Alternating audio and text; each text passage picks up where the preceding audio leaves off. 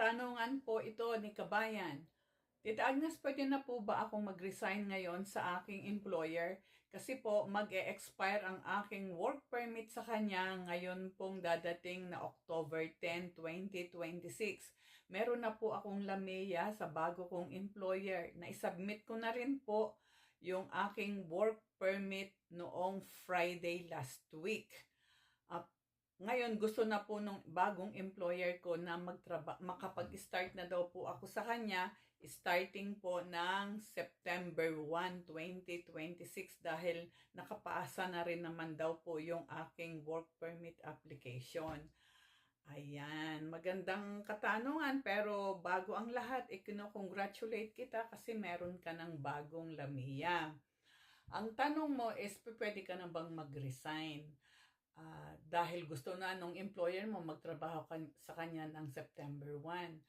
Kung tutuusin, legality, kung ako rin yung tatanungin mo, ay hindi. Kung gusto mo mag-resign, wala namang makakapigil sa'yo mag-resign. Pero kung ang dahilan ng pag-resign mo ay gusto mo nang magtrabaho doon sa bagong employer mo, ay bawal yon. Bakit naman sinasabi ng tita na bawal? Kasi wala ka pa namang work permit na nasa kanya. Hindi po ibig sabihin na meron na kayong LAMEA ay makakakuha na kayo ng 100% ng work permit. No po yan. Wala pong makakapagsabi na siguradong makakakuha kayo ng work permit dahil meron na kayong LAMEA. Ang kagandahan lamang po, dahil nandito ka na sa Canada, meron kang valid na work permit hanggang October, ay palagay ko ay dapat ay intayin mo muna yung work permit mo na dumating bago ka mag-resign. Pero kung ang itatanong mo ay kung pwede kang mag-resign, anybody can resign naman kung gusto niyong mag-resign. Pero dahil sa sitwasyon mo na ang kadahilanan mo ay ikaw gusto nang pagtrabahuhin ng bagong employer mo, ay worry ko anak ay hindi pa dapat ha. Yun ay motherly advice ko na rin sa iyo at syempre sa aking knowledge na rin when it comes diyan sa mga ganyang bagay dahil ako employer din dati.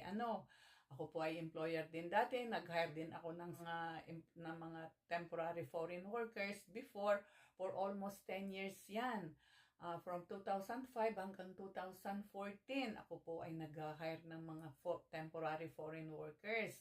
Doon sa hindi pa nakakaalam ha, doon sa nanghihingi ng nagtatanong, ako ba daw lisensyado? Ay sus, Ginoo gid. Ay ako na may lagi nagsasabi sa inyo. Ako ay hindi licensed immigration consultant. Ako po ay employer na ako rin ang gumagawa at nagpa-process ng aking mga LAMEA dati at syempre nung mga work permit po nung aking mga empleyado dati.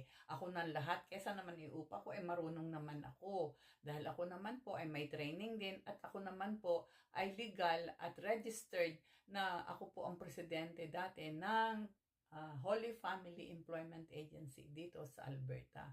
Kaya ako po ay licensed dati. Pero hindi na po ngayon dahil ako po ay nag-retire na. Kaya wag na. Kaya ikaw Mr. Kahisman bagay yun. Tanong ka ng tanong kung ako bagay lisensyado. Ay naku po ay hindi. Tama naman yung sabi ni Telma. Ang gusto mo gay lisensya ng mga anak ko ay papakita ko pati buds nila para sa iyo. At nang ikaw ay gumanda ang tulog at magkaroon ka ng kakilalang Pilipino na may mga buds na dito nagtatrabaho sa federal at sa municipal. Hindi naman po nagyayabang, kaunti lang.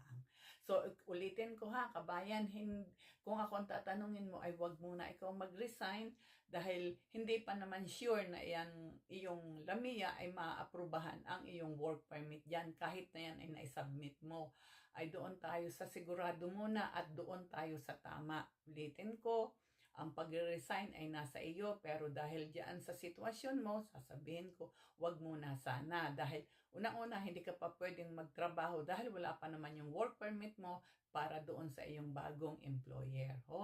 Doon sa may mga katulad ng ganitong sitwasyon, doon po tayo sa tama at yun tamang landas po lagi ang ating susundin. Again, this is Tita Agnes, nagsasabi sa inyong peace out everyone. God bless po. Bye. Ingat po tayong lahat. Bye po.